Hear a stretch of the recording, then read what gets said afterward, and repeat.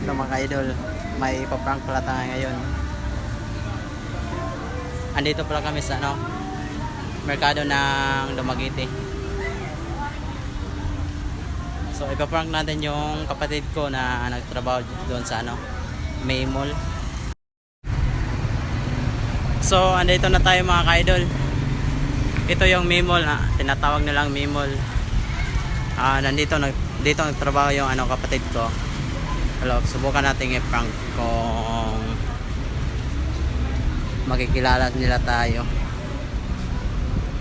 So let's go. So ayan mga idol, subukan natin. Ito yung ko ngayon, kung baka hindi na kilala.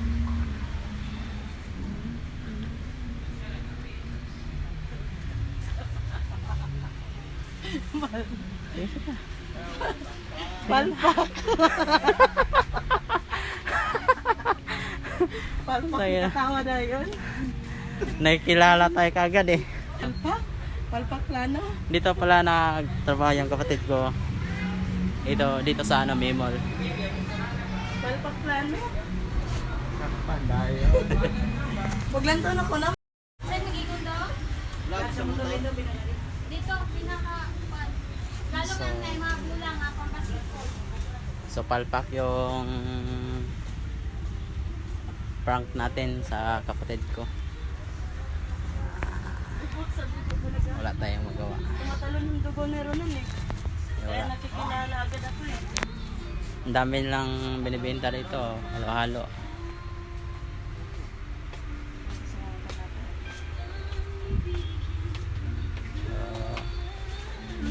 Ano nabita ng gloves guys? May kung gusto mong may bola sila dito binibenta. Tsaka may gloves din. Ay, ganda na rin. Mas 60 So ito yung mga gloves na binibenta nila. mas maganda to. Parang mura yata to eh. 160. 160. Oh, 160 bawat isa nito. May gloves ka na sa halagang 160 pesos. Halo-halo yung mga gloves nila dito. Kung gusto niyo bumili, dito na kayo. 260. Maganda pa. Tsaka parang 3D na ito eh. Ito, 3D yata to eh.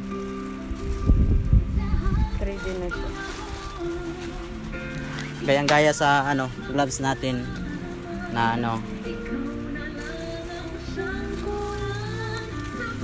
So dito ko na puputulin yung video ko kasi palpak yung natin, prank natin. So hanggang sa muli guys.